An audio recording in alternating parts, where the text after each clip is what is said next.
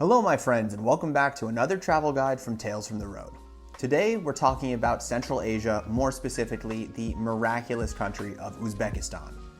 It's a country with so much to offer, it's a tourist hotspot, like up and coming, and it's a place that you need to rush to before it gets too touristy. It's got such deep history and so many cool stories, unique experiences, and I've never been any other place like it. So, if you want to know everything you need to know before you go, this is the guide for you. Let's hop into it. Uzbekistan.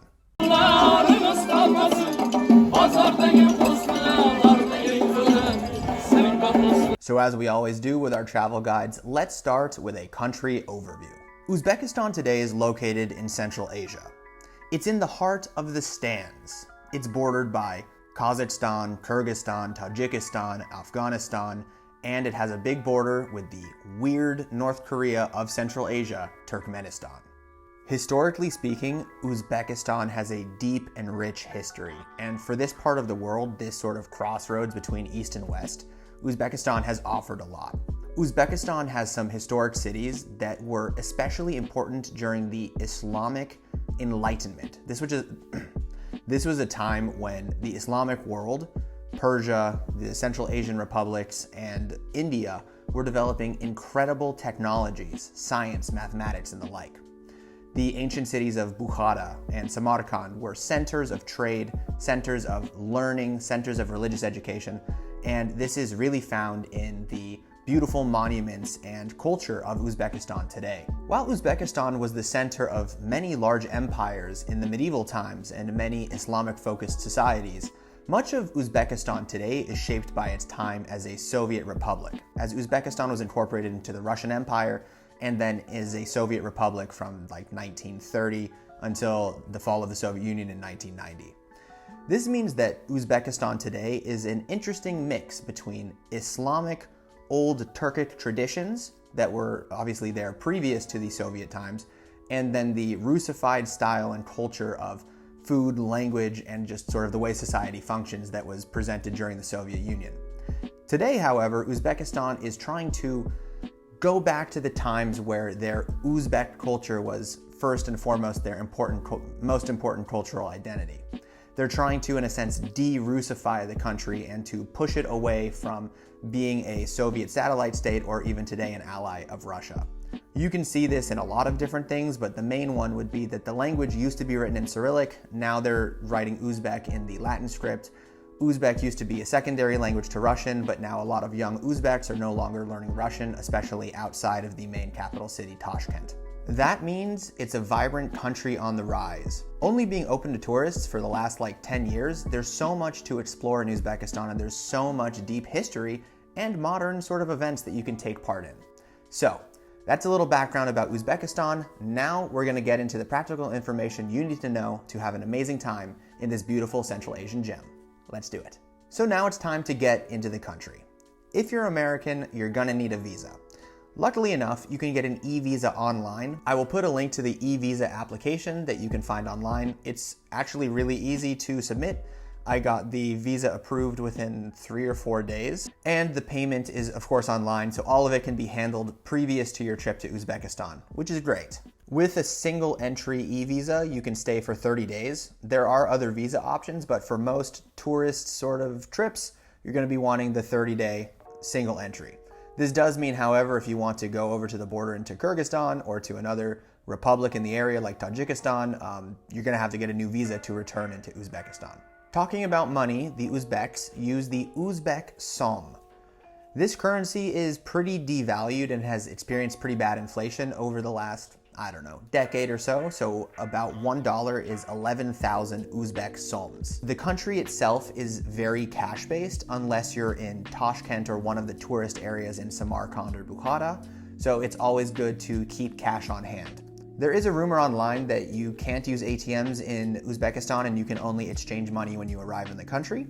I used ATMs when I was there. I have a European card, I have an American card. They both worked. So of course do some research on your own, but for me it was totally fine. Since the currency is a bit devalued, you will walk around with some serious stacks of cash, although they've changed the numerical system. So in the past you used to get literal backpacks full of cash. Now you can get away with just a small stack.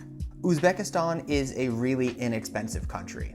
You can get food for about $3 to $4. You can get like really lavish dinners. You can get drinks. Uzbekistan is not the most alcohol drinking country because it's a mostly Islamic nation. Although you can find it and it's not that expensive. Coffee and tea are quite cheap as they're coffee and tea drinkers because they're Silk Road people. Hotels run you between $25 and $50 a night. Hostels can run you, maybe $10 or less. The guest houses and hostels in Uzbekistan were all really nice and all really chill and inexpensive, which was very nice. Even the transportation city to city via bus and train was extremely affordable. The most expensive thing that I paid for was a domestic flight from Tashkent, the capital, to Nukus, which is all the way in the northwest of the country near the Turkmenistan border.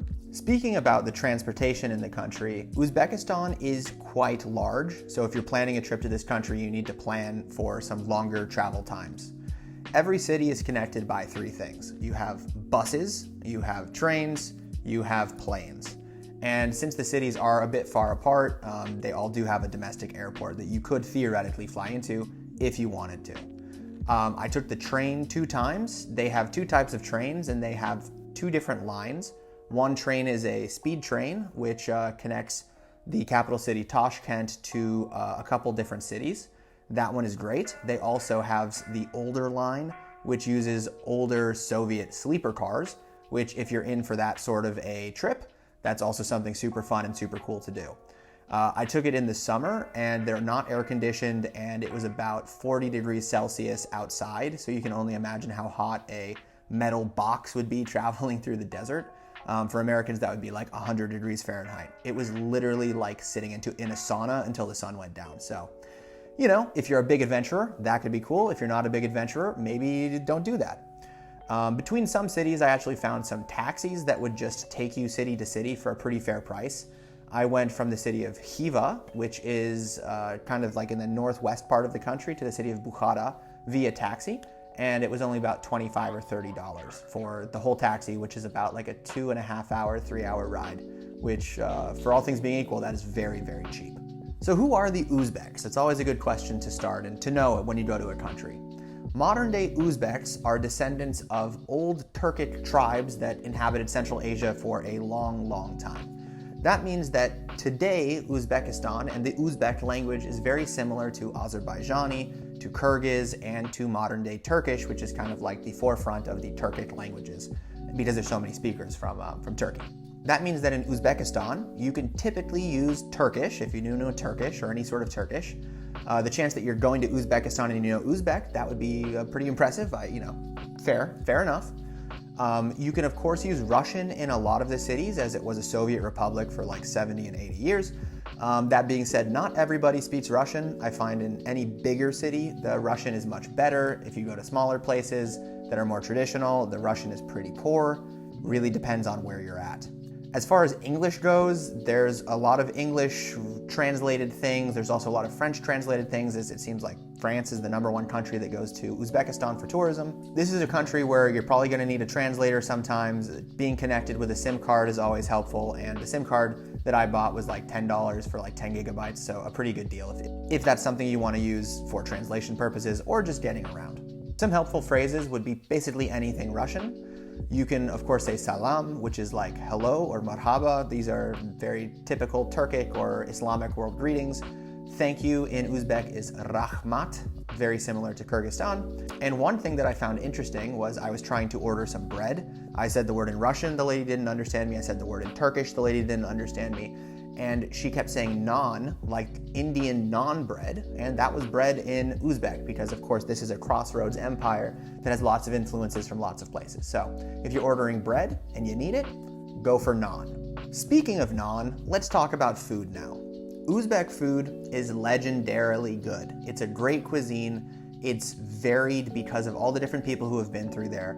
And honestly, it has some of my favorite dishes that you can find anywhere. If you're talking about Uzbek food, the #1 dish that you have to try is plov. Plov is a Central Asian rice dish. It was meant to give to caravan traders, camel traders who were walking across the Central Asian steppe and plateau to keep them full for the day, to make sure that they had enough nutrition to make it to the next place where they might get a meal, maybe 2 days later.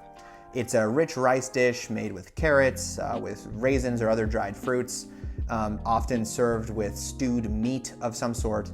It's the most traditional dish that you can find and something that is so, so good. This is also the land of meat kebabs, so they have a very traditional dish called shashlik, which you can find all over the former Soviet republics, especially the Islamic ones. Any kind of meat on a stick, kebab, really, really tasty, well-spiced, served with different sorts of eggplant dishes, different sorts of salads, and they make a very special bread which they put into a tandoor oven. They like literally take the dough, they take it in their hand, they slam it on the top of an oven. It's like very specific. Other dishes that are oven-based are also called samsa. Samsa are little dough pockets, meat pies that are also taken and then slammed into the top of a tandoor oven. Super tasty, but don't bite into them too quickly or you will absolutely annihilate your mouth. Throughout Uzbekistan, you can find food that looks very similar to Turkish food. Sometimes you can find food that looks very similar to Chinese food because its proximity to China and East Asia is also close. Like you can find noodle dishes as well. Super fantastic. And then because of the presence in the Russian Empire, you can find all kinds of Russian kind of dishes as well. It's really varied, it's really cool, and there's maybe no better food country than Uzbekistan, in my opinion. Normally in this section, I tell you my top 5 places to visit in Uzbekistan, but I did a 14-day trip through the country, and I'm gonna tell you exactly how I did it, so that maybe you can do something similar or make a similar itinerary. I flew into Tashkent. That's gonna be normally your base camp. It's the capital city, and it's where most international flights go to. I spent one night in Tashkent, I went back to the airport, and I flew all the way north to an autonomous region in the desert called Karakol, Pakistan. A very unique place. It's an autonomous republic, so while it is like Uzbekistan, it's also a little bit not like Uzbekistan. They have a beautiful city there called Nukus, and there you can go visit the Aral Sea, which is an old salton sea that is slowly drying up because of Soviet mismanagement. They actually have a graveyard of boats, which I went to, which is very, very cool. From Nukus, you can then take a taxi or a bus down to the city of Khiva, which is about 3 hours away. And Khiva is an ancient trading post city, a center of an old caliphate, a place where an Islamic leader lived, and they built amazing, beautiful buildings in this city. Beautiful turquoise minarets and ancient buildings, beautiful tiles. I mean, it kind of looks like you're in Star Wars almost, like it's just so specific. One of the best places to see the culture, to see the ancient trading caravans, and just to like get this vibe that I've never found anywhere else in the world. After spending a couple days in Khiva, you can go to the central train station. You can take the old Soviet train, the hot box train that I was talking about, and you can go to the city of Bukhara, directly in the center of the desert. This is a beautiful city. It's astounding what they built there. It's the center of ancient capitals of Central Asian empires, and it's just phenomenal. I mean, huge mosques, huge Islamic learning schools called madrasas. You can walk through the old markets, the old squares. They have good museums. They have amazing culture. It's like, I mean, it's really astounding what's built there. Like when I think back to Uzbekistan, like my mind goes like, holy cow, how is this place even real? I spent 3 days in Bukhara. I stayed at a guest house. I will link that one as well because they were so nice and they had the best breakfasts ever. After that, I took the speedy train from Bukhara to Samarkand. Samarkand is something a bit different. It's a little bit more in a lush area, so they have a little bit more green as opposed to the very deserty west of the country. Samarkand also has a very high proportion of Tajik people because there are a lot of Tajik people that have been living in this land for a long time. So people, instead of speaking Uzbek, are also speaking Farsi. You'll notice the food is a little bit different, and they have something that is absolutely out of this world that should be a wonder of the world. I have no idea why it's not, but it's called the Registan. The Registan is a complex of mosques and Islamic learning centers, madrasas, in sort of a big public square. I mean, it's easily one of the most phenomenal architectural structures you can find in the entire planet. I will put money on that. After that, they have amazing mausoleums, amazing mosques, amazing just buildings that have been built because this was also the center of a different empire of Central Asia. And I mean, my mind was literally blown in Samarkand. I mean, the trip just kept getting better. Khiva was amazing, then Bukhara was like, oh my God, and then Samarkand is like the gem. Lastly, I took another quick train back to Tashkent, the capital city. This place is a really good place to understand modern Uzbekistan. I think the other cities are a little bit more old school and they have a lot more historical things. Tashkent does not. It's also notably more Russified. You can see a lot of Russian Soviet architecture, you can see a lot of block housing, and you can see a lot of the new money that's being put into Tashkent because of the openness that Uzbekistan is experiencing after being a Soviet republic and then closed for another 15 years. They have really good markets, really nice people, and really good shopping if that's what you're into. And then from there, if you have extra time, you can go into the Fergana Valley. The Fergana Valley is the lushest and most densely populated area of Central Asia. It's where Kyrgyzstan, Uzbekistan, and Tajikistan converge into a mishmash of little enclaves and exclaves and really bad borders, and there are sometimes border conflicts, but it's also notably the most Islamic area of the entire kind of region. So you can see a lot more traditional vibe, traditional Islamic living, traditional food, people cooking out of their houses. You can do really cool guest house stuff. So I didn't do that. I'd love to do that the next time. That being said, I just wholeheartedly recommend Uzbekistan. I think it might be one of my favorite countries I've ever been to. I always put it in my top 5. It was my top 5 I wanted to go to, and then I hit it, and now it's probably top 3 countries, just because it's so unique, so vibrant, so different than anywhere else pretty much you could go to. I think the problem is that the culture that's there specifically, Americans can't really get it in Iran because it's very hard to get a visa, and you can't go to Afghanistan anymore, and it's obviously not safe. So these two sort of places were the hub of a lot of this culture, but Uzbekistan is the one that's open. And so you gotta go. It's an amazing place. It's a memorable trip.